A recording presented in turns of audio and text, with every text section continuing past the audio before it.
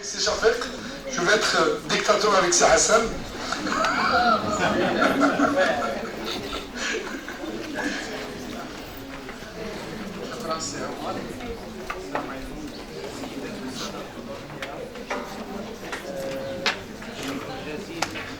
الشكر الجزيل جمعية مدرسي علوم الحياة والأرض اللي تحت لنا الفرصة في هذا الملتقى واللي كنتمناو أنه يبقى تقليد سنوي لتعميق التفكير في القضايا التربوية بشكل عام ومنهاج تدريس علوم الحياة والأرض بشكل خاص.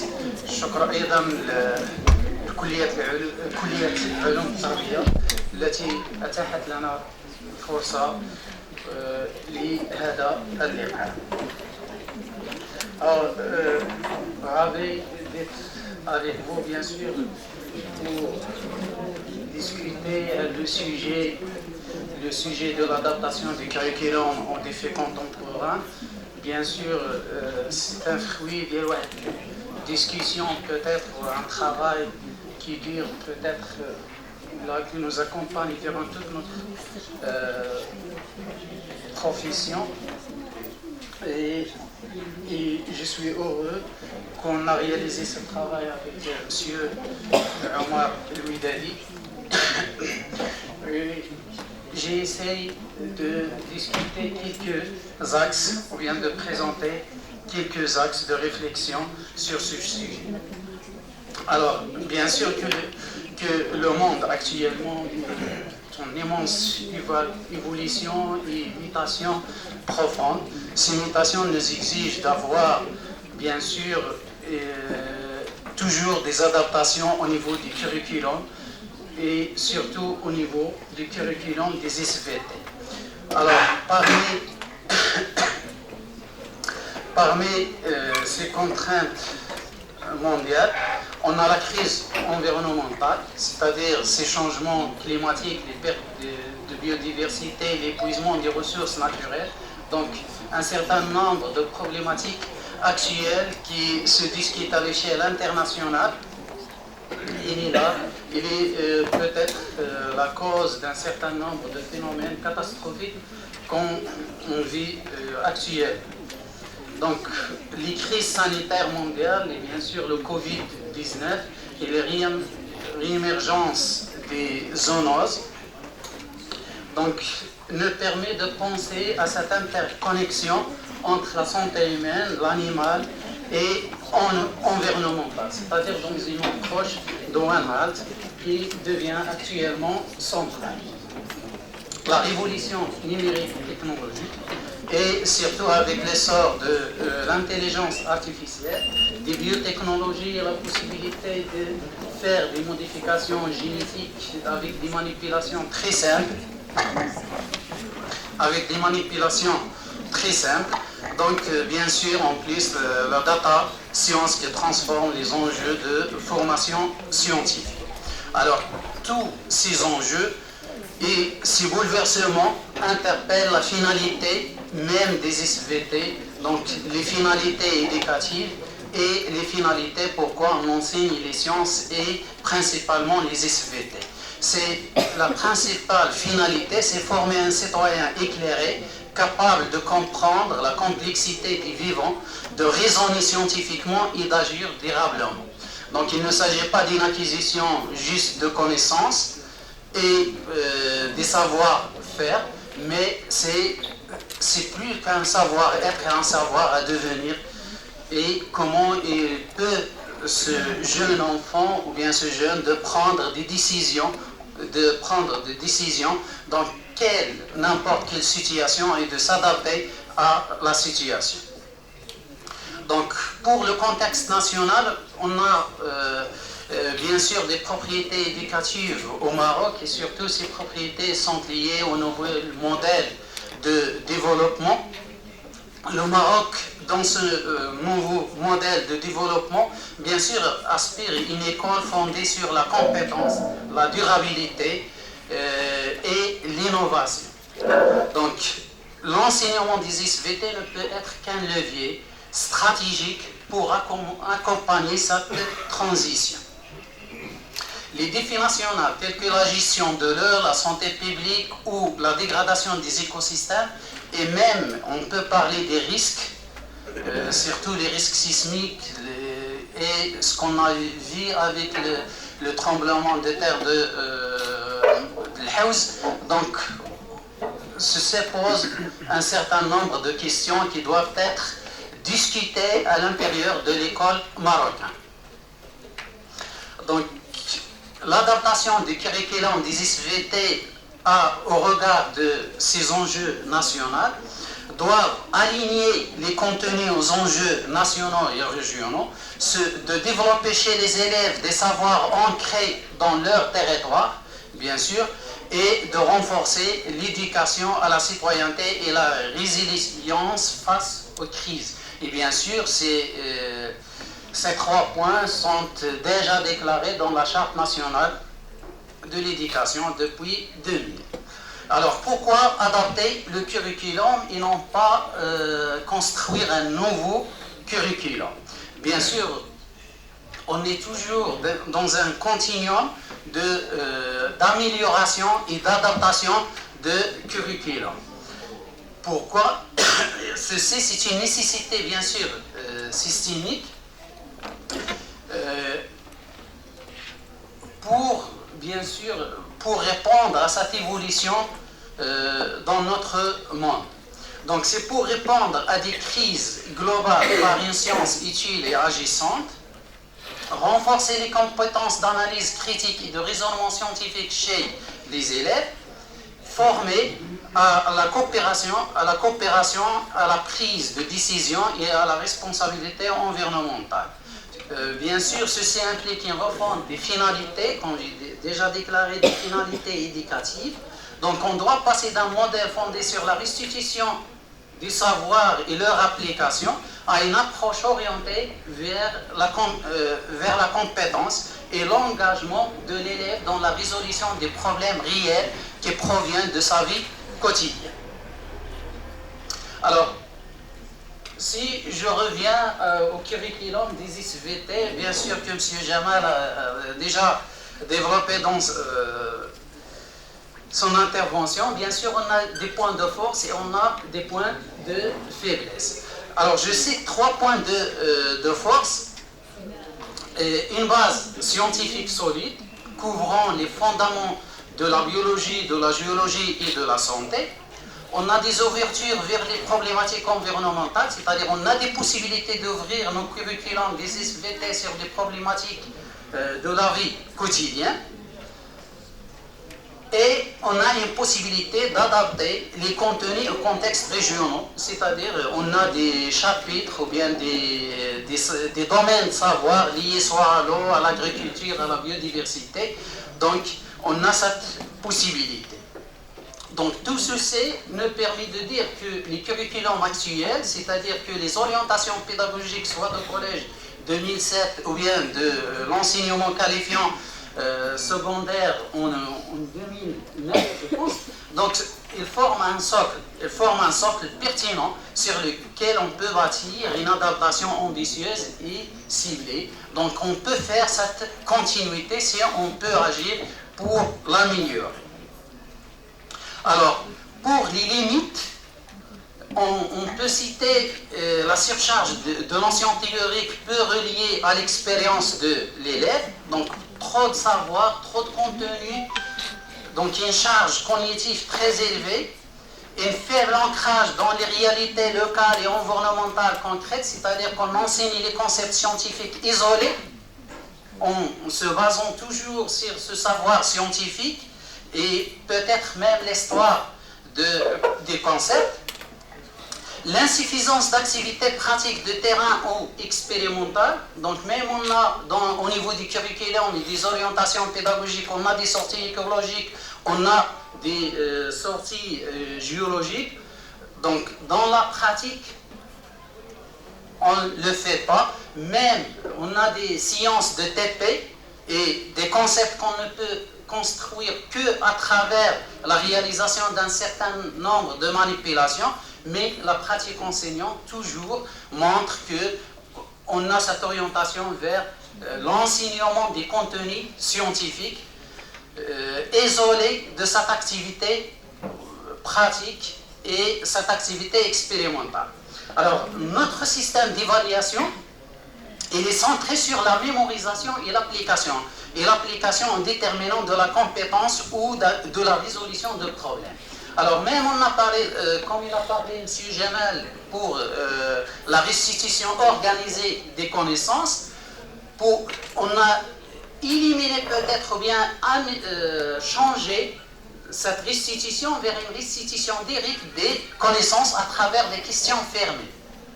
Donc, on a l'objectif, c'est le développement des compétences de restitution organisée de connaissances qui fait intervenir des habiletés de communication écrite et graphique vers une restitution sous l'exigence de quoi? C'est l'exigence de l'examen. Donc, on a cette ambiguïté entre l'évaluation pour évaluer les compétences et la formation de l'élève avec l'évaluation pour l'examen, la note, la réussite. Donc on doit penser à cette discrimination entre ces deux types d'évaluation. Donc l'évaluation de la formation, c'est une évaluation continue qui doit être alignée avec le processus d'enseignement-apprentissage. Il n'y aura aucun légitime pour dévier cette évaluation des compétences pour avoir une augmentation de notes. Donc, je pense que cette référentiel d'examen doit être séparé de cette évaluation de formation de l'élève. Donc, ces 4 points nous permettent de dire qu'une réforme, on doit penser à une réforme cohérente et audacieuse des référentiels et des pratiques pédagogiques. Donc on doit penser de façon systématique pour avoir ces différentes composantes du curriculum, bien sûr en cohérence totale avec les finalités éducatives et les finalités de l'enseignement des sciences. Les résultats des enquêtes et des études nous permettent de dégager 3 points essentiels. Un décalage entre les contenus enseignés et les attentes citoyennes. Et je pense même un décalage entre ce qui est enseigné et ce qui est déclaré et ce qui est à enseigner, qui est déclaré dans les orientations pédagogiques. On aura une lacune ou une marge très grande entre ce qui est à enseigner et ce qui est enseigné et les savoirs, c'est-à-dire qui a acquis par les élèves. Donc, on a cette problématique, on doit penser à comment réduire la marge entre les savoirs à enseigner, ce qui est déclaré dans les orientations pédagogiques, avec au moins ce qui est enseigné en classe, c'est-à-dire avec les pratiques de classe. Une seule représentation des enjeux locaux, bien sûr, on a des thématiques, mais ces thématiques ne sont pas liées aux problématiques régionales et locales.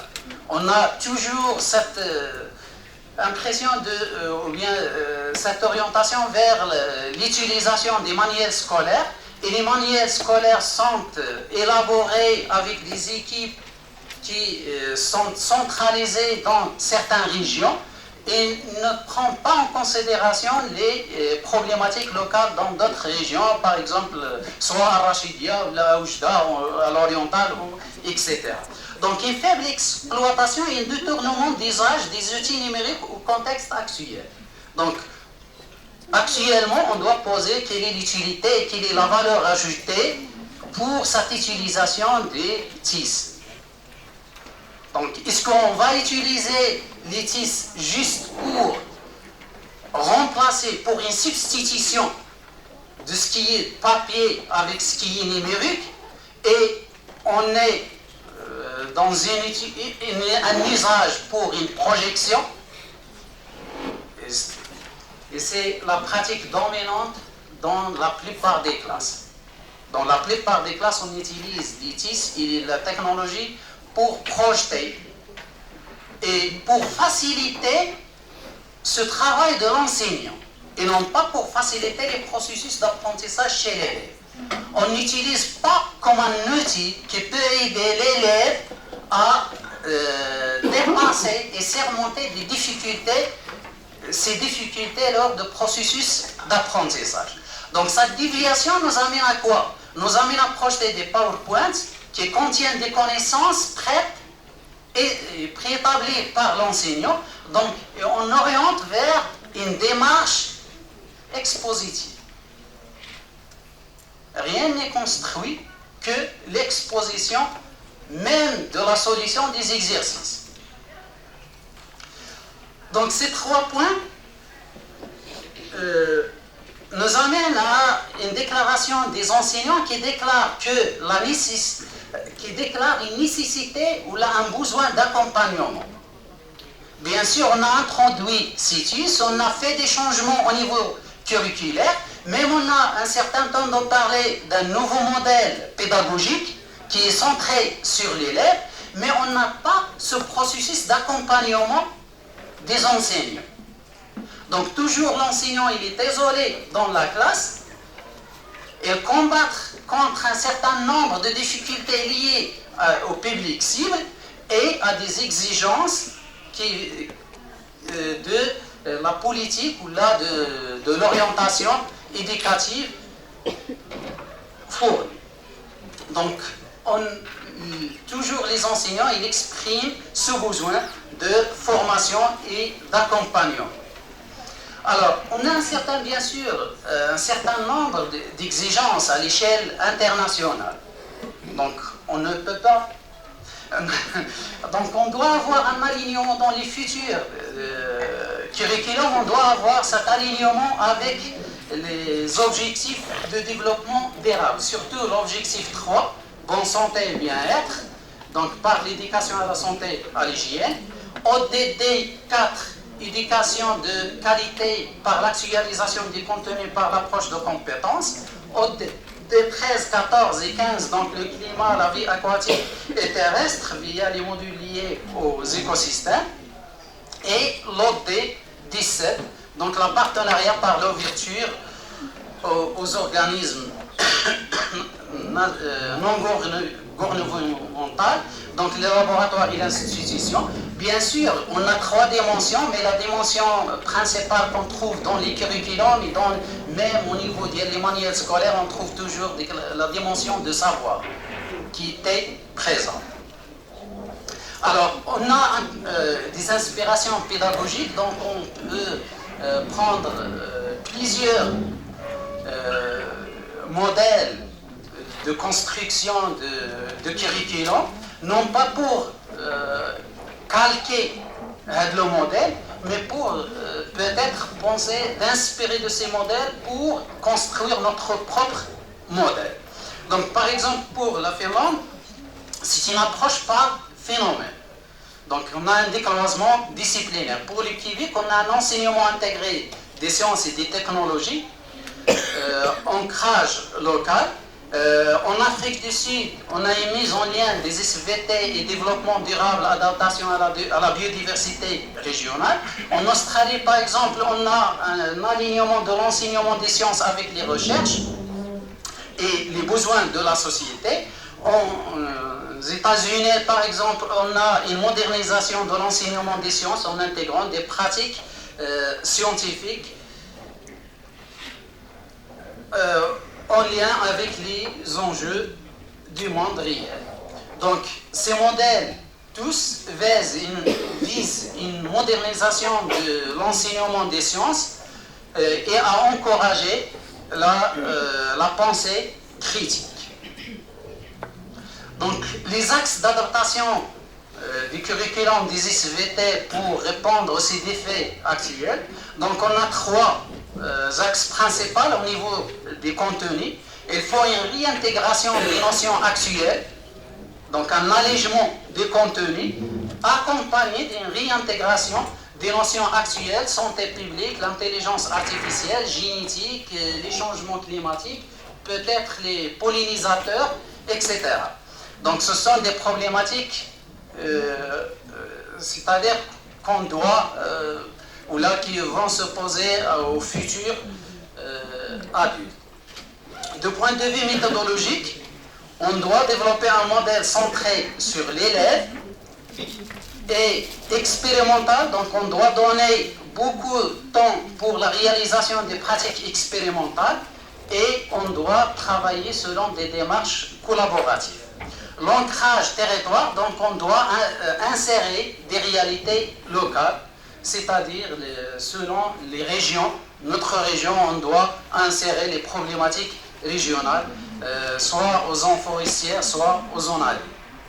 Donc ceci nécessite bien sûr un dialogue permanent entre programme et formation, terrain et société. Alors, pour les thématiques prioritaires, bien sûr, à intégrer, on a la santé environnementale et ONHAT, donc selon une approche de ONHAT, les technologies et les enjeux éthiques, et les méthodes d'investigation scientifique modernes, les PCR, les séquençages, etc., les réchauffements climatiques et ses impacts locaux, la gestion des risques, les neurosciences et les comportements. Bien sûr, ces thématiques doivent être abordées sous forme de problématiques réelles et non pas sous forme de thèmes de savoir.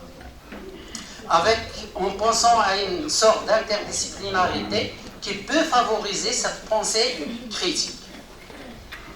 Alors, pour ceci, il faut adopter notre curriculum, il faut s'aligner avec les méthodes pédagogiques actives. L'apprentissage par projet, bien sûr.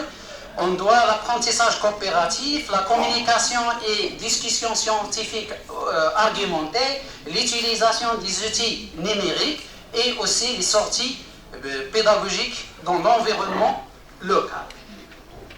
Alors, pour les ressources numériques et les supports innovants, il ne s'agit pas d'un support de PowerPoint qui présente un contenu, juste un contenu, mais il faut penser à des plaques interactives.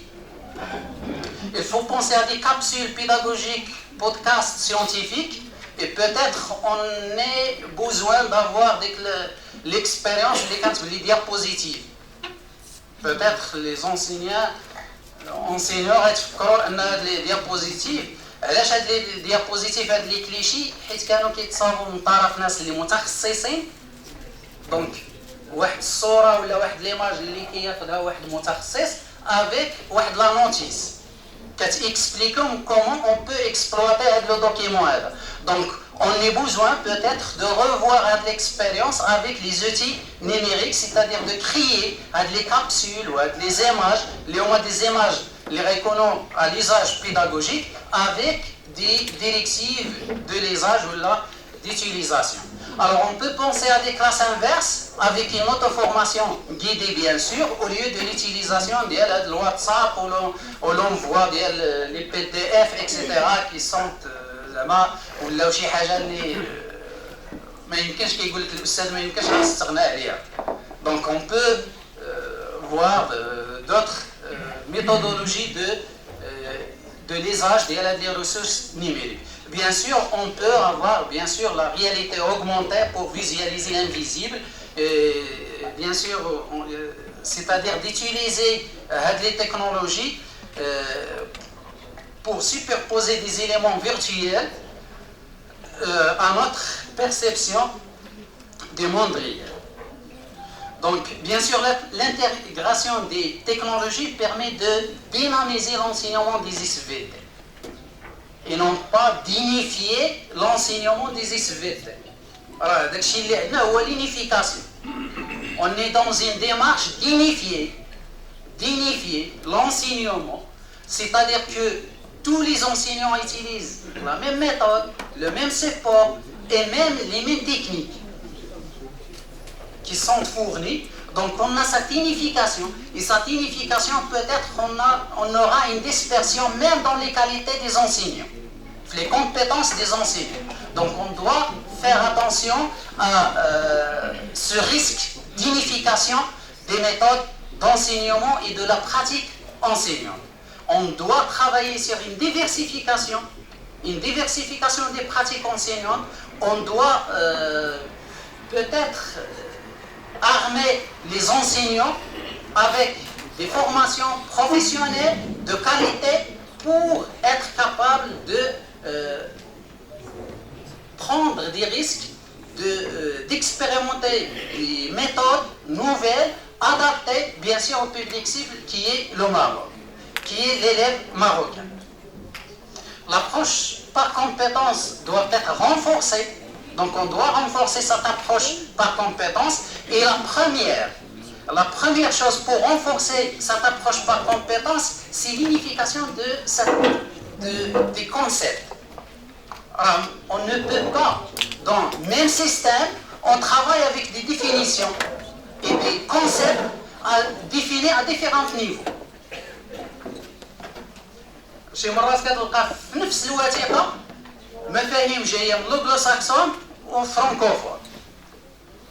مفهوم جايبينه من عند هذا ومفهوم من عند هذا وملاقيينه او ميم طون.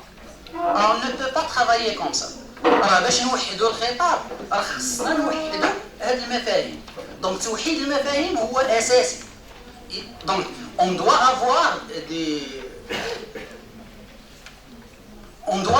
des guides, peut-être des guides qui unifient ce discours pédagogique au niveau des ministres.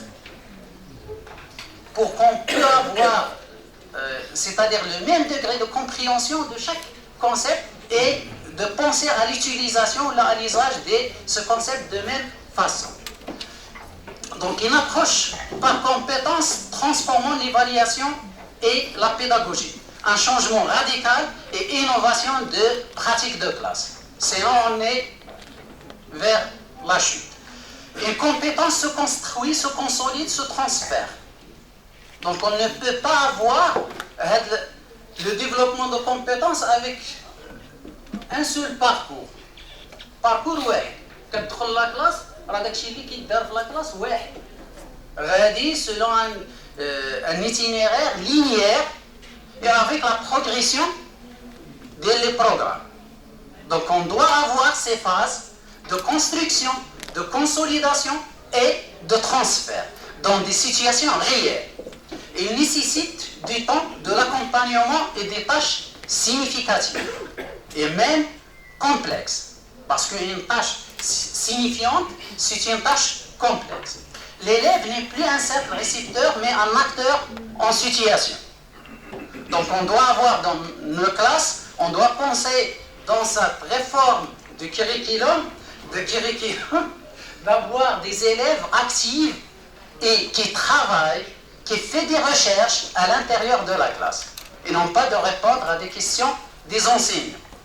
Des situations complexes remplaçant les questions isolées. Bien sûr, les compétences visées, on peut observer, raisonner, expérimenter, communiquer, coopérer et critiquer.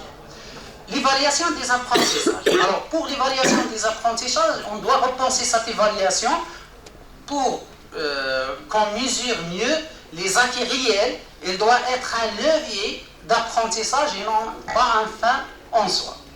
On ne doit pas avoir une évaluation pour, c'est-à-dire déterminer شكون اللي غينجح شكون اللي ما غينجحش ولا شكون اللي غيجيب 19 وشكون اللي غيجيب 12. Je pense qu'on doit repenser ce système d'évaluation. Donc, on doit donner de l'importance à l'évaluation diagnostique, c'est-à-dire situer l'élève à l'apprentissage. Mais on doit penser au droit de l'élève à une remédiation, à une vraie remédiation, une remédiation soit immédiate ou là préventive ou là qui suit le processus d'apprentissage. Et on doit penser au soutien. Et non pas de penser au soutien qu'avant les examens. Donc, une évaluation formative ajuster les parcours d'apprentissage. Et ça nécessite d'avoir des parcours pour chaque niveau. ما فهمتش انا علاش في لي زيكول ديالنا عندنا باركور واحد وفي التالي كنقولوا هذا غيجيب مونسيون هذا ما غيجيبش في مونسيون.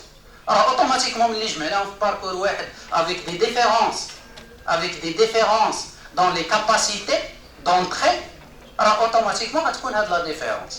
Mais si on fait une différenciation, une vraie différenciation dès le début et de créer au moins 2 parcours pour chaque niveau, 2 parcours.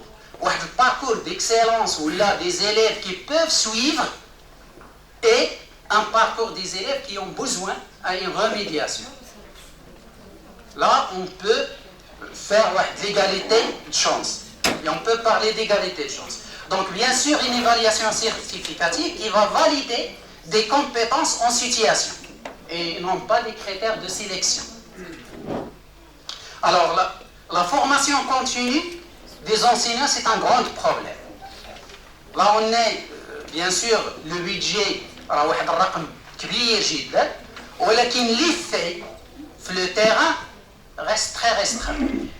Là, dans le bas niveau. Donc, l'enseignant est le moteur de toute réforme pédagogique. Bien sûr, خارطة الطريق راح يسمعت في هذه المسألة والرؤية الاستراتيجية إلى غير ذلك. Donc, sa formation continue est incontournable. La formation doit être contenue, contextualisée, modulaire et en lien avec les réalités de classe. C'est-à-dire qu'il doit répondre aux besoins réels. Donc, les objectifs prioritaires, c'est actualiser ces savoirs scientifiques. On a besoin, dans les formations continues, d'avoir des formations au niveau des concepts. Parce que la formation initiale des enseignants, c'est surtout qu'on a droit à les savoirs scientifiques. Et surtout avec la diversité des branches. La diversité des branches, au niveau de l'universitaire, donc il a posé ou là, il a créé ce problème. S'approprier les approches actives et l'évaluation par compétence. Donc on doit s'approprier les approches et même un alignement entre les objectifs ou l'évaluation et les contenus. Partager les pratiques et mutualiser les expériences. Donc, ceci nécessite un partenariat, donc d'avoir une école-société, c'est-à-dire l'ouverture de l'école vers son environnement immédiat pour une contextualisation des apprentissages scientifiques. Mais l'ouverture de l'école, on doit la repenser d'une façon intelligente. راه ماشي اي واحد غيجي وغيدخل وغيدير لي زاكتيفيتي في ليكول. On doit s'aligner مع les objectifs éducatifs. شي مرات كنطيحوا في des activités peut-être qui détruisent داكشي كاع اللي بنا الاستاذ. Donc on doit repenser à cette ouverture ديال l'école. Donc ces interactions permettent d'introduire des problématiques concrètes en classe. Et la cancer de l'ouverture, c'est pour introduire des problématiques concrètes en classe et qui peuvent être des occasions d'apprentissage pour les élèves et de développement personnel. De renforcer l'apprentissage expérientiel, bien sûr d'impliquer les élèves dans des projets de sciences participatives. Donc les cas inspirants, peut-être tous vous connaissez le programme d'Éco-École au Maroc. Donc le programme Éco-École porté par la Fondation Mohamed VI est un levier concret de mise en ouverture de l'éducation au développement durable. Les intérêts pédagogiques de ce projet, c'est le développement de compétences transversales, travail collaboratif interdisciplinaire et la conscientisation face aux enjeux locaux. Donc, si quelqu'un qui avait cette occasion de suivre des activités, vous pouvez juger de la pratique des élèves ou le développement personnel des élèves dans ces projets. On peut parler de jeunes reporters pour l'environnement. Bien sûr aussi c'est une expérience qui est très importante, qui valorise l'esprit critique, l'analyse scientifique et la communication environnementale. Les élèves deviennent acteurs d'investigation. Donc, il faut penser à notre axe, il faut penser à l'intégration interdisciplinaire, c'est-à-dire le cloisonnement entre les savoirs. Donc, même dans le pôle scientifique, le maths ما عنده علاقة بالسبيتي ما عنده علاقة بالفيزيك. Donc on doit repenser l'interdisciplinarité entre les matières et je pense que M. Rhalé dans son intervention va être plus clair dans les détails. Alors on peut avoir une interdisciplinarité des SVT avec la géographie, avec l'éducation civique, c'est-à-dire le droit à la santé et l'éco-citoyenneté, avec la technologie, études d'impact, énergie renouvelable, etc., avec la physique-chimie, énergie, écosystème, météorologique, etc. Mais on peut penser même une interdisciplinarité, je ne parle pas des langues, les langues, l'interdisciplinarité, elle est toujours là. Même avec peut-être l'art plastique, avec par exemple l'éducation islamique, et l'éducation physique et sportive, on peut bien sûr, dans une approche par projet, on peut penser à cette interdisciplinarité. Alors, l'SVT à l'horizon 2030, on doit rejoindre l'ambition du nouveau modèle de développement pour une école citoyenne et innovante, doit être un objectif de toute réforme curriculaire de sciences. Si on la rate, bien sûr, on peut rater 30 ans, lui, peut-être la qdar. Alors, connecté aux enjeux locaux et globaux, la globale, souple, actualisable et évolutif, inclusif et différencié,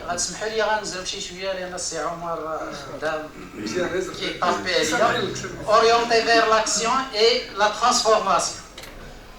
Donc les recommandations stratégiques, 4 recommandations: adapter les contenus des SVT, donc réduire la surcharge théorique, intégrer les problématiques actuelles, contextualiser les savoirs selon les territoires, favoriser les approches inductives et problématiques. Donc pour la formation continue des enseignants, donc basée sur des situations de classe réelles et non pas sur des thématiques, portée sur les CPR et les CRMF en lien avec les universités pour la formation de base, axée sur les pratiques réflexives et la co-construction et appuyée sur des ressources numériques ouvertes. L'évaluation doit évoluer vers l'analyse des compétences transférables, l'observation de démarches scientifiques réelles et l'évaluation par projet et par tâche complexe, bien sûr, et l'interdisciplinarité. Merci pour votre attention.